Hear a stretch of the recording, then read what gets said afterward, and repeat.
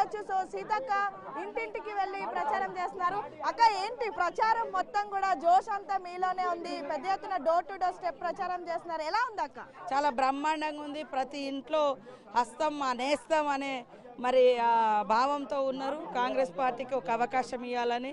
అదేవిధంగా గత 3 సార్లు మరి మాగంటి గోపికి అవకాశం ఇచ్చిర్రు. ఈరోజు కాంగ్రెస్ పార్టీ అధికారంలో ఉంది. నవీన్ యాదవ్ 2 సార్లు ఓడిపోయినటువంటి యువకుడిగా ప్రజలలో ఉన్నటువంటి పేరు, ప్రతి ఒక్కరికి తెలిసిన పేరు నవీన్ యాదవ్. కాంగ్రెస్ పార్టీ కూడా రేవంత్ రెడ్డి గారు చేస్తున్నటువంటి అనేక సంక్షేమ పథకాలు ప్రజలకు తెలుసు, ప్రజలు అనుభవిస్తున్నారు. ఇళ్లలో వచ్చే 200 యూనిట్ల కరెంటు కానీ, సన్న బియ్యం కానీ, ఇవాళ చాలా మాయ మాటలు చెప్తున్న బీఆర్ఎస్ బీజేపీ వాళ్ళు 10 ఏళ్లలో ఒక రేషన్ కార్డు కూడా ఇచ్చిన గతి లేదు. వాళ్ళు ఏం చెప్తున్నారంటే కాంగ్రెస్ పార్టీ బాకీ పడుంది ప్రజలకి అంటూ బాకీ కార్డు ప్రచారం చేస్తున్నారు. వాళ్ళకి సిగ్గుండాలి. అరే ఇంటికో ఉద్యోగం ఇస్తా కాపలా కుక్కలాగుంటా అన్నోళ్ళు ఎవరు? మరి ఏ ఇళ్లలో ఉద్యోగాలు వచ్చినాయి, ఏ ఇళ్లలో పదవులు వచ్చినాయి? ఇది ఒక్కసారి ప్రజలు గుర్తుపెట్టుకో. 10 ఏళ్లలో వాళ్ళు ఇచ్చిన ఉద్యోగాలన్నీ మేము సంవత్సరన్నర కాలంలో మేము ఇచ్చిన ఉద్యోగాలన్నీ ఛాలెంజ్ చేస్తున్నాం. 10 ఏళ్లలో నువ్వు ఇచ్చిన ఇండ్లేని సంవత్సరన్నర కాలంలో మేము ఇచ్చిన ఇండ్లేందో మేము చూపెడతాం. పేదింటికి ఇలా ఇళ్లలో కరెంటు వెలుగుతుందంటే మా ప్రభుత్వం. ఇలా కనీసం 10 ఏళ్లలో నువ్వు ఇచ్చిన రేషన్ కార్డు ఎంత, మేము ఇచ్చిన రేషన్ కార్డు 2 ఏళ్లలో ఎంతో మేము నిరూపిస్తాం. ఇవాళ పేదల కోసం పనిచేసేది కాంగ్రెస్ ప్రభుత్వం. ఇవాళ మేము మహిళలకు వడ్డీ లేకుండా 27,000 కోట్ల రూపాయలు వాళ్లకు బ్యాంకు లింకేజీలు ఇచ్చినాము. మహిళలకు ఇన్సూరెన్స్ 10 లక్షలు ఇస్తున్నాము.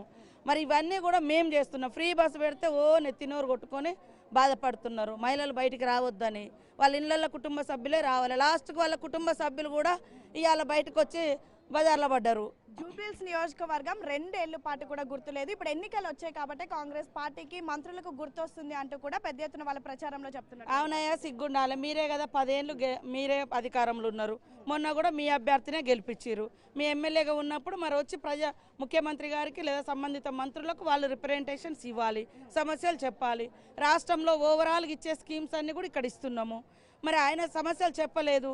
ఈరోజు మా అభ్యర్థి కానీ మేము కానీ ఎక్కడికక్కడ తిరిగి అసలు ఏం జరిగింది 10 ఏళ్లలో, ఏం కావాలి అని తెలుసుకొని మేము ఇవ్వడం జరిగింది. 150 కోట్లు ఈ ఒక్క సంవత్సరంన్నర లోపే ఇవాళ మేము మా గవర్నమెంట్ వచ్చినాక 150 కోట్లు ఇచ్చిన. ఇవాళ బోర్బండలు ఎక్కడ చూసినా గల్లీలలో సైడ్ డ్రైన్స్ కానీ రోడ్స్ కానీ అవన్నీ మేము చేస్తున్నాం.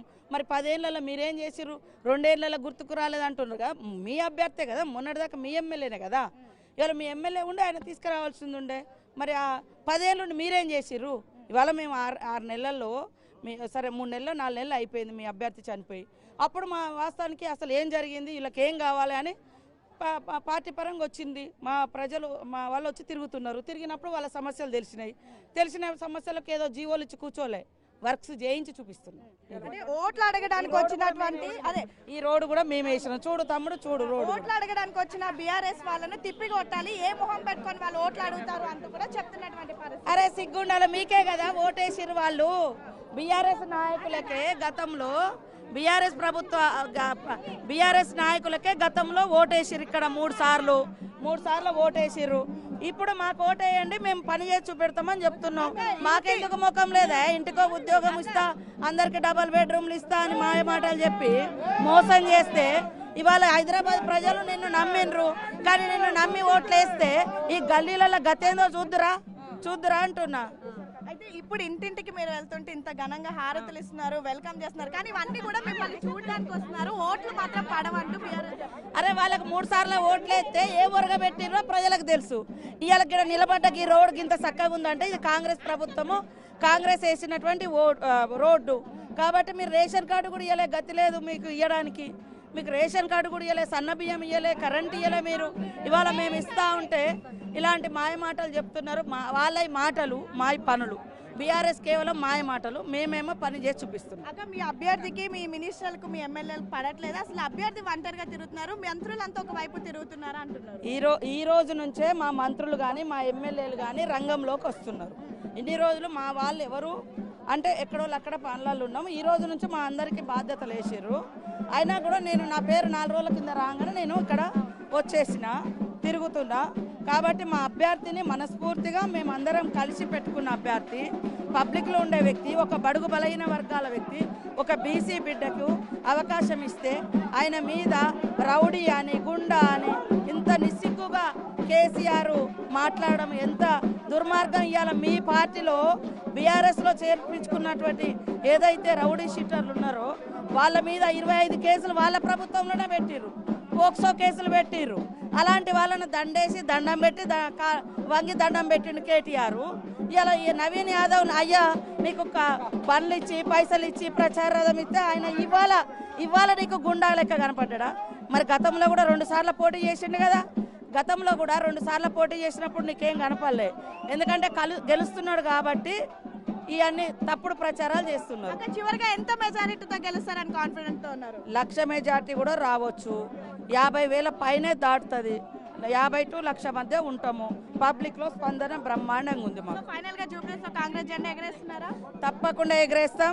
హైదరాబాద్ లో కేవలం బీఆర్ఎస్ పార్టీ వాళ్ళను గెలిపించారు. గతంలో వాళ్ళు ఏమి చేయలేదు. ఈరోజు కాంగ్రెస్ పార్టీలో గెలిచే ఏకైక అభ్యర్థిగా ఈరోజు ఇప్పుడు మాకు ఒక అవకాశం వచ్చింది, ప్రజలకు ఒక అవకాశం వచ్చింది, గెలిపిస్తున్నారు.